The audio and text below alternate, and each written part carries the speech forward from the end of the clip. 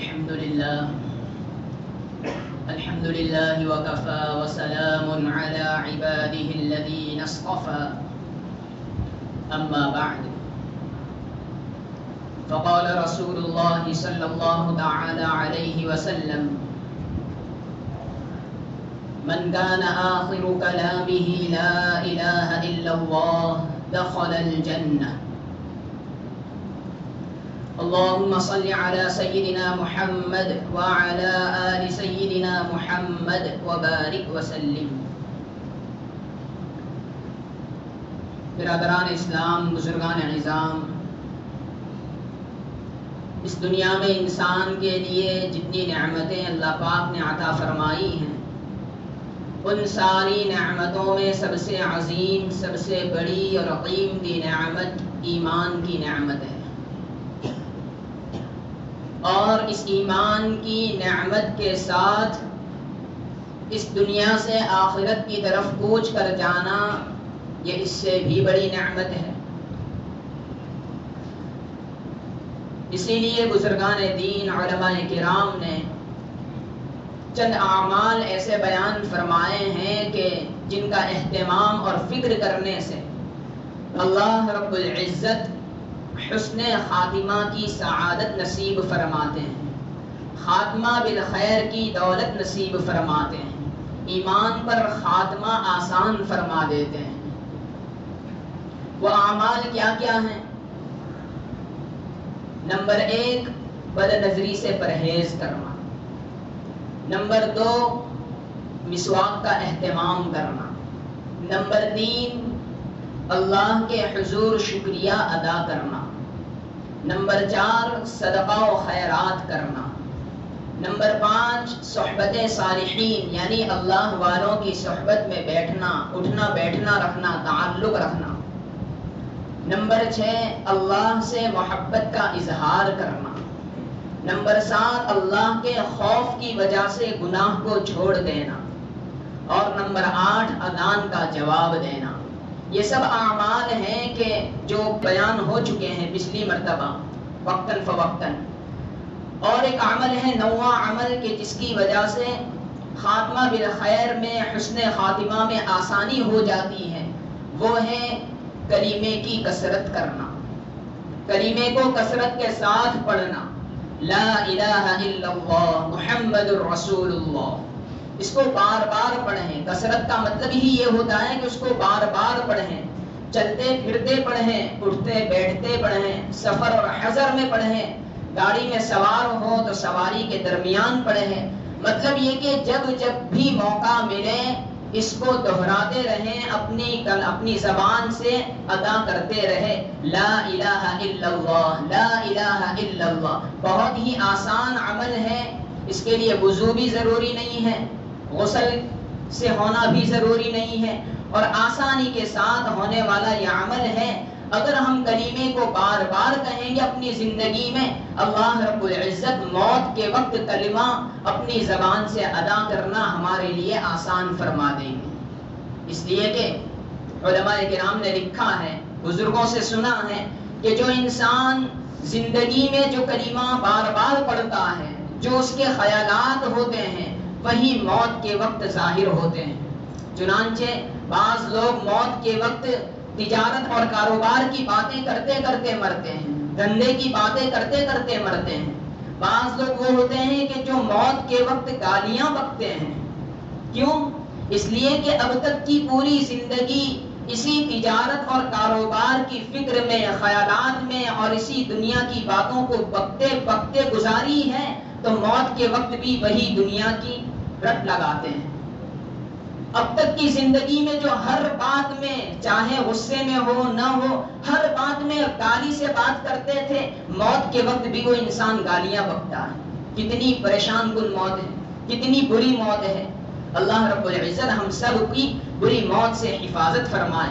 تو جو انسان زندگی میں جو اعمال بکثرت کرتا ہے، کثرت کے ساتھ کرتا ہے، موت کے وقت بھی اس کو وہ ادا کرتا ہے۔ اسی لیے زندگی میں بار بار کلمہ طیبہ کی رٹ لگاتے رہیں ہر وقت، اللہ رب العزت موت کے وقت کلمہ ہمارے لیے آسان فرما دیں گے۔ چنانچہ ایک بزرگ کا واقعہ نقل کیا ہے حضرت پیر صاحب دامت برکاتہم العالیہ نے کہ ان کے ایک دوست تھے جن کو کسی وجہ سے آپریشن تھیٹر جانا پڑا. ڈاکٹر نے انہیں بے ہوش کیا. ڈاکٹر کہنے لگے کہ بے ہوش کر دیا, پھر بھی وہ اپنی زبان سے کلمے کی رٹ لگا رہے تھے, اور آپریشن ہو جانے کے بعد آدھا پونا گھنٹہ بے ہوشی کا عالم پھر بھی رہتا ہے, تو اس وقت بھی وہ کلمے کی رٹ لگائے ہوئے تھے. تو حالت بے ہوشی کی ہے لیکن پھر بھی کلمہ زبان سے ادا ہو رہا ہے. اس کی وجہ کیا ہے؟ وجہ یہ ہے کہ انہوں نے اپنی زندگی کا اوڑھنا بچھونا بنا لیا تھا بکثرت حالت اختیاری میں اور باہوشی میں, اور عقل کے ساتھ کلمے کو بار بار انہوں نے ادا کیا تھا. اللہ رب العزت نے بے ہوشی کے عالم میں بھی انہیں کلمے کی توفیق عطا فرما دی. ہمارے والد صاحب رحمت اللہ علیہ کا واقعہ بھی کچھ اسی طرح کا ہے. جب انہیں ڈاکٹر نے علاج کے تحت ایڈمٹ کیا اور بے ہوشی کے عالم میں تھے, جب بے ہوشی کے عالم میں تھے اس وقت بھی لوگوں کو دیکھ کر یہ کہہ رہے ہیں کہ چلو میری عصر کی نماز باقی ہے, عصر کی نماز پڑھا دو. حالانکہ وہ لوگوں کا مجمع ہوتا تھا عیادت کے لیے, انہیں یہ احساس ہوتا کہ لوگوں نے نماز پڑھنے نکل گئے اور میری نماز باقی, مجھے وضو کراؤ نماز پڑھاؤ. تو جو انسان اپنی زندگی میں جس چیز کا اہتمام کرتا ہے, خاص خیال رکھتا ہے, موت کے بعد بھی وہ حالت اور وہ خیال اور وہ باتیں اس کے دماغ میں مستحضر ہو جاتی ہیں.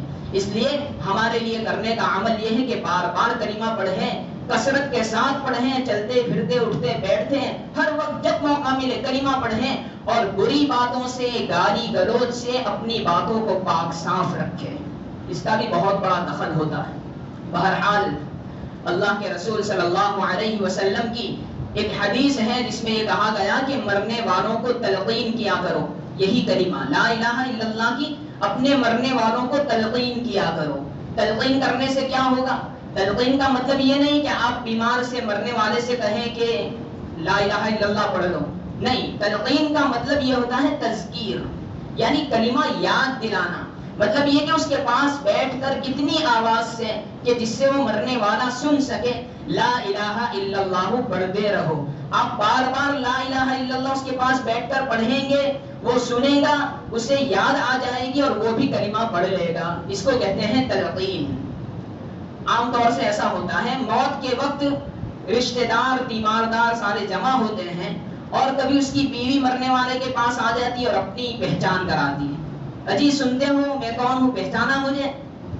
کبھی بیٹے کو ننھی اولاد کو آگے کر دیتے ہیں اپنے باپ کے پاس کہ دیکھو یہ کون ہے, کون بول رہا ہے, دیکھو بیٹا آپ کا. ارے یہ سب کی کیا ضرورت ہے موت کے وقت؟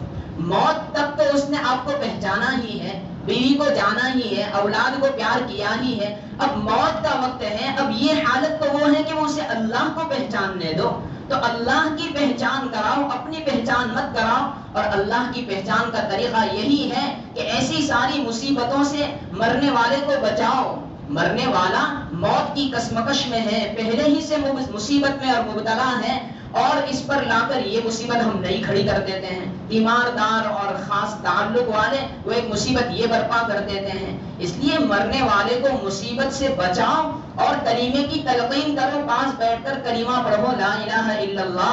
اللہ رب العزت اسے سن کر اسے توفیق دے دیں گے کہ وہ بھی اپنی زبان سے کلمہ پڑھ لیں, تاکہ اس کی دنیا بھری ہو جائے, آخرت بھری ہو جائے, آخرت میں وہ کامیاب ہو جائے. اس لیے کہ آخرت کی کامیابی کا مدار کلمے پر ہے.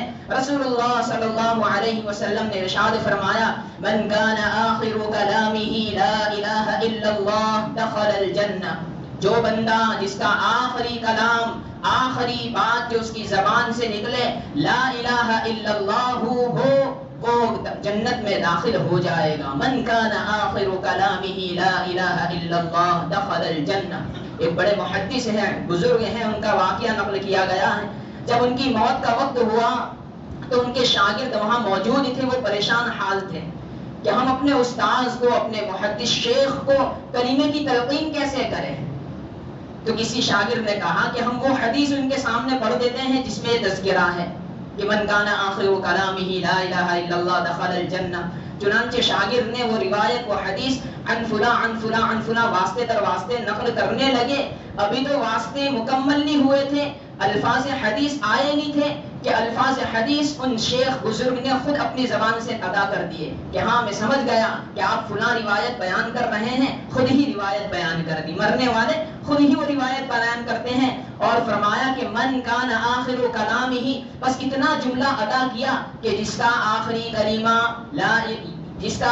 کلمہ یہ ہو، بس اتنا ادا کیا لا الہ الا اللہ، اور انتقال کر گئے. یعنی دخل الجنہ والا گویا عملاً یہ ثابت کر دیا کہ انشاءاللہ میں جنت میں داخل ہو گئے. تو ایسی عظیم موت بھی ہوتی ہے. بعض اہل علم ان کے بارے میں واقعات سنیں کہ ان کی ایسی پیاری قابل رشک موت ہوتی ہے. اس کی وجہ کیا ہے؟ وجہ یہی ہے کہ اپنی زندگی میں خوب کلمے کی کثرت کی ہے، کلمہ کثرت سے پڑھا ہے، کلمے کے تقاضوں پر عمل کیا ہے. اللہ رب العزت اس پوری محنت، جد و جہد اور کوشش کا بدلہ عطا فرما دیتے ہیں کہ موت کے وقت بغیر ایمان کے بے کلمہ اس کی موت نہیں عطا فرماتے، بلکہ کلمے کی توفیق دے دیتے ہیں، ایمان کے ساتھ خاتمہ فرما دیتے ہیں. تو یہ نوع عمل ہے جو ہم سب کے لیے کرنا ضروری ہے تاکہ ہمارا بھی خاتمہ بالخیر ہو جائے، حسن خاتمہ کی دولت سے سرفراز ہو جائیں. وہ یہ ہے کہ ہم کلمے کی کثرت کریں، کلمے کو بار بار ادا کریں. اللہ رب العزت ہم سب کو عمل کی توفیق عطا فرمائیں، حسن خاتمہ کی سعادت سے بہرور فرمائیں. آمین. وآخر دعوانا الحمد للہ رب العالمین.